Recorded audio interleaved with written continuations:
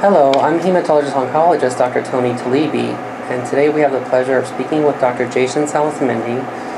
He is an assistant professor of radiology at the University of Miami, and he had done his training at NYU and Mount Sinai. Dr. Salsamendi, thank you for being here. My pleasure. Would you please explain to our patients, what is radioembolization? Radioembolization is a unique technique that we can offer radiation treatment selectively into liver metastases or primary liver tumors, being able to provide a higher amount of radiation to the area than we could do with conventional external beam techniques, therefore increasing the effectiveness of the treatment and minimizing the non-target tissue injury that could be provoked from traditional treatment. And in what cancers do you typically use this procedure? So this procedure has been developed in the treatment of hepatocellular carcinoma and colorectal metastases, and there's been smaller series that have shown its effectiveness in other types of lesions that have metastasis to the liver, including neuroendocrine tumors, melanoma, for example. I see, so it's used in a variety of tumors. How should a patient prepare the night before and the morning of? In terms of preparation, the patient first comes for a diagnostic angiogram and embolization to ensure that the treatment is going to be safe. And during that time period, they also receive a test bolus of a radiopharmaceutical with much less radiation than what we do with what they receive with the Y90 treatment. And on that day, they come in and they have been MPO overnight. And if they're on blood thinners or antiplatelet treatment like aspirin and Plavix, they hold that for 7 days if that's possible. And they need to discuss that with their doctor. And during the treatment, we do an angiogram and embolization, which takes about 2 to 3 hours on average.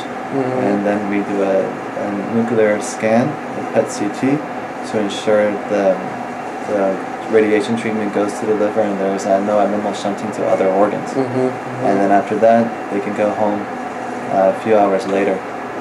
I see. So actually you mentioned that they need to do an angiogram, which is a picture of the arteries first. Is that done a few days before, or this is all done in one day? So the angiogram, the preparation with the angiogram is done in the first setting. And then if they're candidates for the actual treatment, then they come back about a week and a half later when the dose is specially prepared for them and ready. I see. And the actual treatment can take a lot of times, can be provided in a shorter period of time because most of the work is ensuring that the treatment is going to be safe and performing complex embolizations, and the actual treatment should be relatively quick in terms of administering the Y90 microspheres. I see. And if the patient is receiving chemotherapy, can they continue receiving chemotherapy during this treatment, or does it have to stop? Well, that's a good discussion to have with the oncologist and your interventional radiologist. A rule of thumb is to stop 2 weeks before and then start 2 weeks after this treatment, because some chemotherapeutics are radiosensitive and we want to avoid any cross reaction.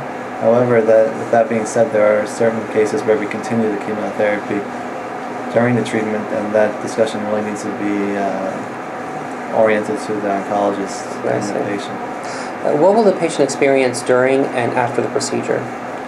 Okay, during the procedure, they'll expect to have a twilight sedation, so they'll be awake, alert, but they won't be in any specific sharp pain. They may feel some pressure in the groin, and we're getting access and doing the catheterization, but again, they shouldn't expect to feel any discomfort, maybe some pressure, and they'll be asked during the procedure multiple times to hold their breath so they get crisp angiograms.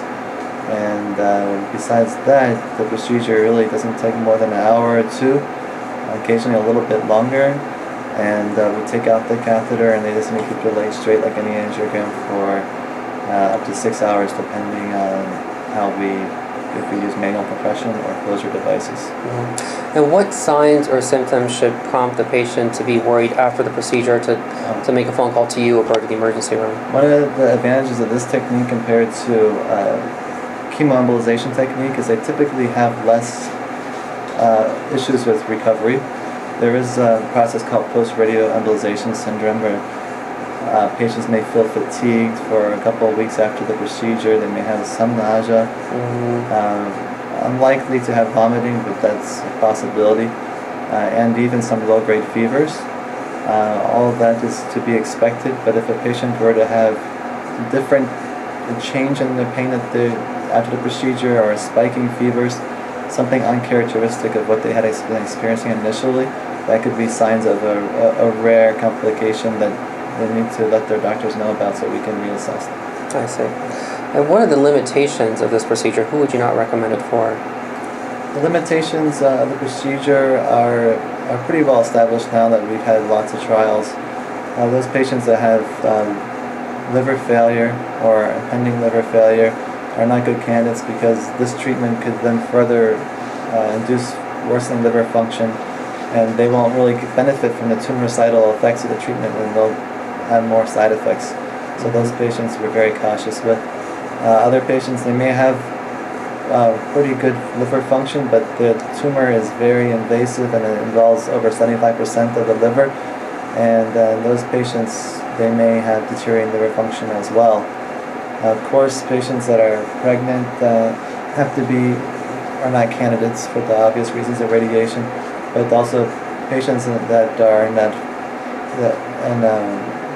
the young women that may need this treatment need to also be on contraceptive medication for at least 2 months and 2 months after the procedure to avoid any complications with pregnancy.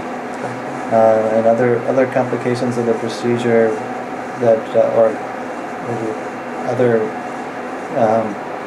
patients that may not be candidates of the procedure are those that have aberrant anatomy, where the arteries that are supplying the tumor are coming off of arteries that are also feeding the liver, leaving the stomach, the small bowel, or pancreas. And if we can effectively embolize those arteries to make it a safe procedure, they may not be candidates. So all of those things are important, and we look for them on the preoperative imaging and during the angiogram to make sure that patients are treated safely. Right. And that would be because the beads could travel to different organs, and correct. That's not something we want. Okay, thank you so much. Thank you for watching. We hope this has been educational. Next video we will discuss chemoembolization. Thank you. Okay.